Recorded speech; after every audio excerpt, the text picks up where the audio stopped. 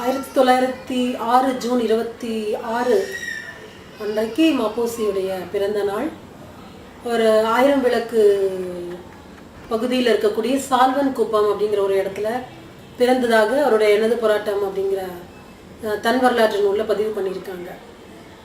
அதை பற்றி சொல்லும் பொழுது 1000 விளக்கு பகுதியில் ஒரு விளக்கு கூட இல்லாத ஒரு குடிசையில் தான் பிறந்ததாக அவர் சொல்லியிருப்பார். மிக ஏழ்மையான ஒரு குடும்பம். அவர் பிறந்தது கிராமணி குலம் அப்படிங்கிற ஒரு சாதி.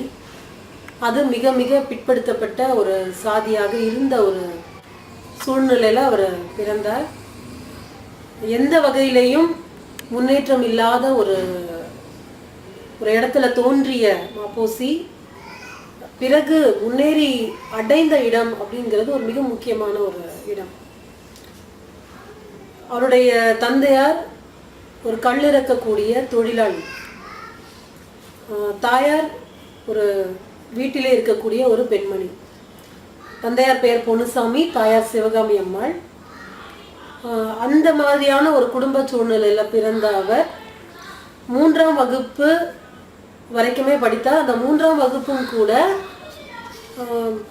பள்ளிக்கான கட்டணத்தை அவரால் செலுத்த முடியலை. அதனால் அவரை பள்ளிக்கூடத்துலேருந்து திருப்பி அனுப்பிடுறாங்க. ஒரு நோட்டு வாங்க முடியாமல் திருப்பி அனுப்புகிறாங்க. பள்ளி கட்டணமும் செலுத்தலை. அதோடு அவருடைய கல்வி அப்படிங்கிறது முற்று பெற்று விட்டுகிறது. ஆனால் அவருடைய தன் முயற்சி அப்படிங்கிறது அங்கே தான் தொடங்குது.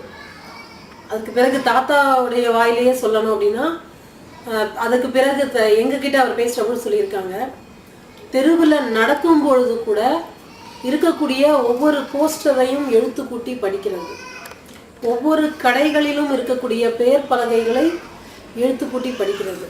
அப்புறம் ஒவ்வொரு நாள் இரவும் அவருடைய தாயார் அவங்களுக்கு தெரிஞ்ச தேவாரம், திருவாசகம் மாதிரியான பாடல்களை பாடி அவருக்கு சொல்லி கொடுத்தாங்க. அவரோட 16வது வயசுல அவர் காங்கிரஸ்ல சேர்றாரு.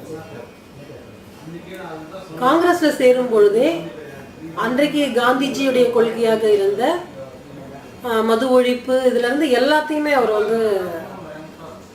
பின்பற்ற தொடங்குகிறார். அப்ப தன்னுடைய குலத்தொழிலான கல்லிறக்கும் தொழிலை அவர் வன்மையா கண்டிக்கிறாரு. தன்னுடைய அப்பாவும் தம்பியும் அந்த தொழிலை செய்யக்கூடாது அப்படிங்கிறாரு. அப்ப அதற்கு மாற்றாக நெசவு தொழிலை முன்வைக்கிறார். அது இன்னும் அவங்களுக்கு இன்னும் மோசமான ஒரு வறுமை சூழலை தான் கொண்டு போய் நிறுத்துது. அவர் வாழ்ந்த பகுதி இந்த கல்லிறக்கக்கூடிய கிராமணி மக்கள் வாழக்கூடிய பகுதி. இப்போ அங்கே இருந்துக்கிட்டு அவர் மதுவிலக்குக்கான போராட்டத்தை செய்யும் பொழுது அவங்க மாப்போசியை எதிர்க்கிறாங்க. அந்த இடத்துலையே அவர் வாழ முடியாத சூழ்நிலை ஏற்படுது. அப்போ இங்கேருந்து நகர்ந்து திருவள்ளூரில் இருக்கக்கூடிய ஒரு சேரியில் தான் போய் அவங்க வசிக்கிறாங்க. அவர் காங்கிரஸில் சேர்ந்ததை பற்றி பேசும்பொழுது, காலில் நகம் முளைத்த நாள் முதலாய் அப்படிங்கிற ஒரு நந்தனார் பாட்டை மேற்கோள் சொல்லி தான் சொல்லியிருப்பார். அப்போ மிகச்சிறு வயதிலே அவர் காங்கிரஸ் கட்சியில் சேர்ந்துடுறாரு. அன்னையிலேருந்து தன்னுடைய கடைசி நாள், இறுதி நாள் வரைக்கும் ஒரு காந்தியவாதி அப்படின்னு தன்னை சொல்லிக்கிறது தான் மிக பெருமையாக நினைச்சார். நூலாசிரியராக அவர் கிட்டத்தட்ட 146 நூல்கள் எழுதியிருக்காங்க.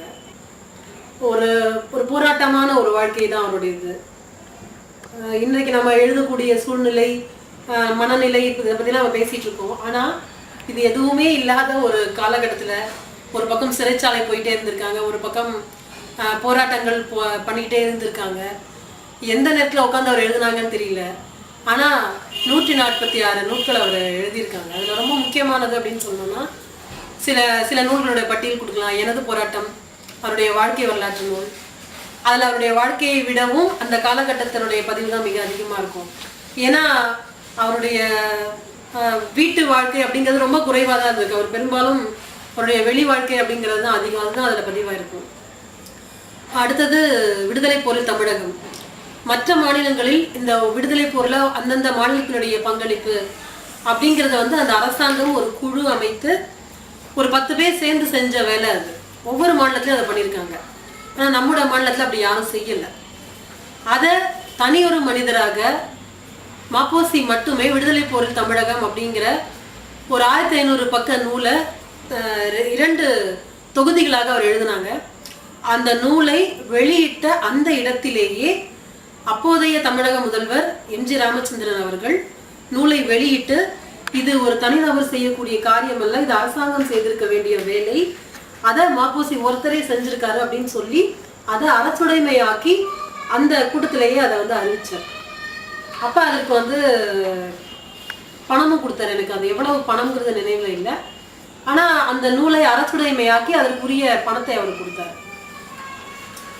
விடுதலை போரில் தமிழகம், எனது போராட்டம், தமிழகத்தில் பிற மொழியினர், இலக்கியங்களில் இன உணர்ச்சி, பேச்சுக்கலை,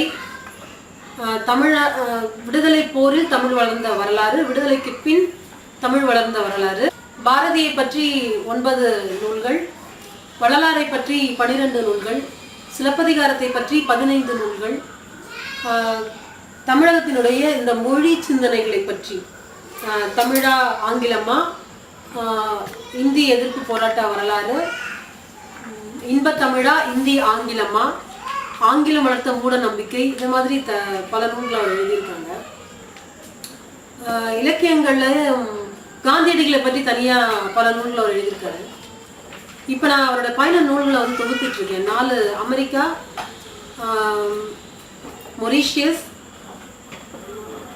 மலேசியா, அப்புறம் மாஸ்கோ, இந்த 4 இடங்களுக்கு போனதை தனி பயண நூல்களை அவர் எழுதியிருக்காங்க. இலங்கைக்கு பல முறை அவர் சென்று வந்திருக்கிறார்.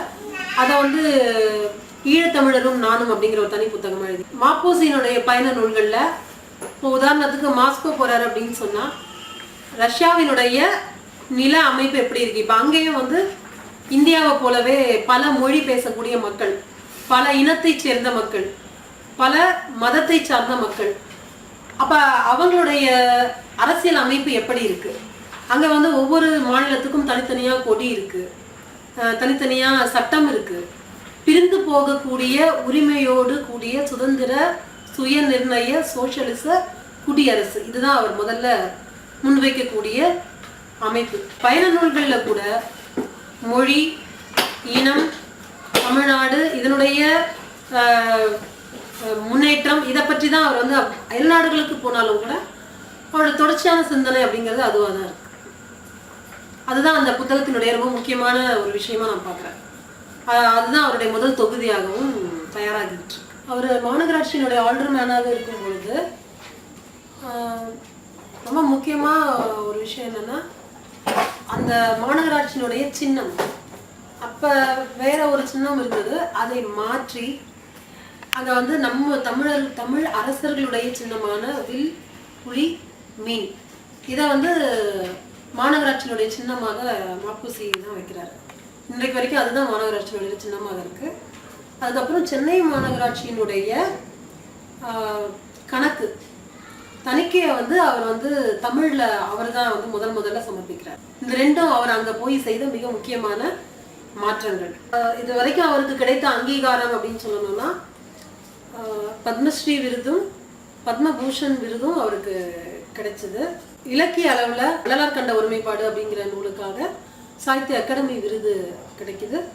தமிழக அளவுல கலைமாமணி விருது பெறுகிறார். வேதாரண்யம் அப்படிங்கிற இடத்துல அந்த உப்பு சத்தியாகிரகம் முதல்ல தொடங்குது.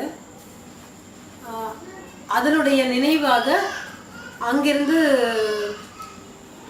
கலசத்துல மண் எடுத்துட்டு மாப்போசி, அப்புறம் அப்ப இங்க இருந்த வீரர் அண்ணாவி அப்படிங்கிற ஒரு வீரர், அப்ப இருந்த மூத்த சுதந்திர போராட்ட தியாகிகள், இவங்க எல்லாருமே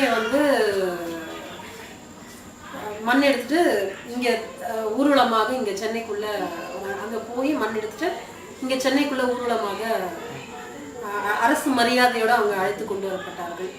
அது ஒரு முக்கியமான மரியாதையாக அவரு மகிழ்ச்சியாக சொன்ன ஒரு விஷயம்.